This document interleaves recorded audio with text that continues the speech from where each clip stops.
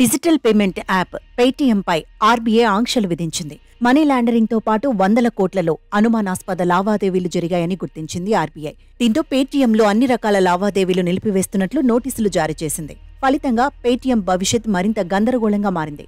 RBI ఇటీవలే Paytm payments bank లిమిటెడ్కు పలు ఆదేశాలు జారీ చేసింది. ఫిబ్రవరి 29 తర్వాత పేటీఎం నుంచి టోల్ ఛార్జీలు చెల్లించటం, డిపాజిట్ల సేకరణ, క్రెడిట్ కార్డ్ చెల్లింపులు, ఫాస్టాగ్ ఇలా అన్ని రకాల ఆర్థిక లావాదేవీలను నిలిపివేయాలని ఆదేశించింది.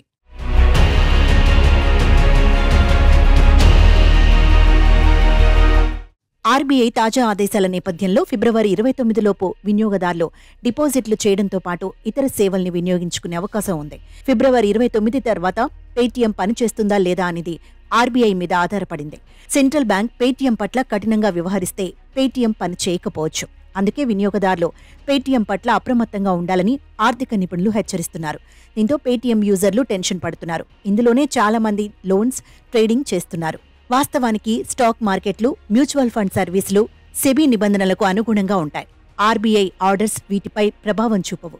కనుక పేటీఎం అందిస్తున్న స్టాక్ మార్కెట్, మ్యూచువల్ ఫండ్ సర్వీసులపై నేరుగా ప్రభావం పడకపోవచ్చని ఆర్థిక నిపుణులు చెబుతున్నారు. పేటీఎం అందించే లోన్స్ పై ఎలాంటి ప్రభావం పడదని చెబుతున్నారు. పేటీఎం మంజూరు చేసిన రుణాలను థర్డ్ పార్టీ లెండర్లు వసూలు చేస్తారు. కనుక పేటీఎం ద్వారా లోన్ తీసుకున్న రుణగ్రహీతలు వాటిని ఖచ్చితంగా తిరిగి కట్టాల్సి ఉంటుంది.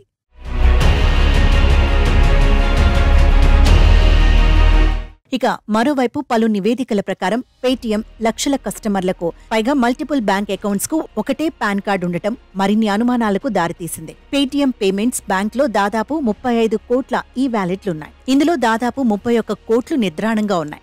అయితే కేవలం 4 కోట్లు మాత్రమే బ్యాలెన్స్ లేదా చిన్న నిల్వలతో నిర్వహణలో ఉన్నాయి. కాబట్టి కేవైసీలో పెద్ద అవకతవకలు జరిగాయి. ఇది ఖాతాదారులు, డిపాజిటర్లు, వ్యాలెట్ హోల్డర్లను తీవ్రమైన ప్రమాదానికి గురిచేసిందని ఓ అధికారి పేర్కొన్నారు. దీనిపై ఇప్పుడు ఆర్బీఐ చర్యలకు ఉపక్రమించింది.